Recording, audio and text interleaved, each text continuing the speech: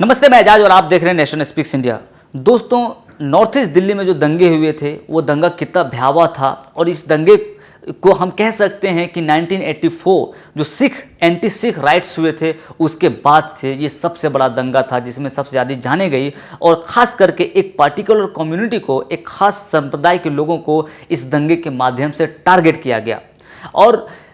इससे जुड़ी एक और खबर आज आ रही है कि डीएमसी यानी दिल्ली माइनॉरिटी कमीशन ने आज से कुछ दिन पहले ही फैक्ट फाइंडिंग कमेटी का गठन किया था, जिसका उद्देश्य था, जिसका पर्पस ये था कि दिल्ली में जो दंगे हुए थे उनके दंगे के उन दंगे के कारणों की तह तक जान करके जानना कि क्या कारण थे जिसके वजह से ये दंगे भड़के और क्या इस दंगे की वजह से कितने जान माल की नुकसान हुए, इनका भी असेसमेंट करने के लिए डीएमसी के द्वारा एक फैक्ट फाइंडिंग कमेटी का गठन किया गया था। हालांकि फैक्ट फाइंडिंग कमेटी ने आज अपनी रिपोर्ट पेश कर दी है। उसमें से खास बात यह बताया गया है कि इस दंगे में सबसे ज़्यादा प्रभावित मुसलमान हुए हैं। उनमें से यह बताया गया है कि हजारों मुसलमान बेघर हो गए, हजारों मुसलमान अभी रैन बसेरा में रिलीफ कैंप में रहने को मजबूर है, जहां उसे अलग अलग समस्याओं का सामना करना पड़ रहा है। जहां एक ओर उसे कोरोना से भी लड़ाई लड़नी है, दूसरी ओर उन्हें किसी की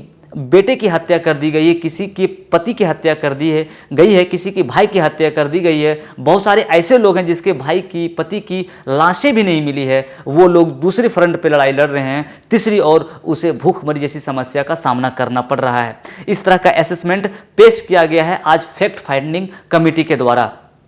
दूसरी ओर इन दिल्ली दंगे जो हुए, इनके पीछे कारण यह बताया जा रहा है इस रिपोर्ट के माध्यम से, जिस तरह से रिपोर्ट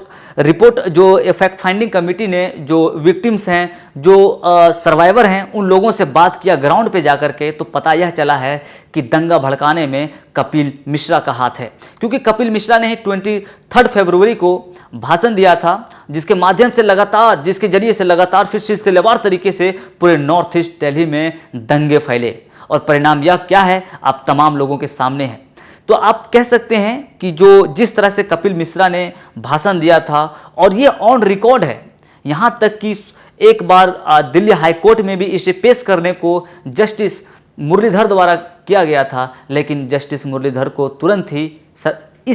कपिल मिश्रा के इस एक्शन के खिलाफ कार्रवाई में मुरलीधर को तुरंत ट्रांसफ़र कर दिया गया था। वहीं पे कहीं ना कहीं लोगों की भौहें खड़ी हो गई थी, नज़रें खड़ी हो गई थी कि कारण क्या है कि सरकार इस पे कानूनन कार्रवाई क्यों नहीं करना चाहती है। वहीं दूसरी ओर अगर आप बात करें कि दिल्ली पुलिस की, तो दिल्ली पुलिस को भी इसमें बताया गया है कि दिल्ली पुलिस का भी उतना ही योगदान है जितना भारतीय जनता पार्टी के नेताओं का योगदान है इस दंगा भड़काने में। क्योंकि जब समय रहते हुए दिल्ली पुलिस वालों ने दंगा रोकने की कोशिश नहीं की, शायद उन्हें ऊपर से यही ऑर्डर मिला था।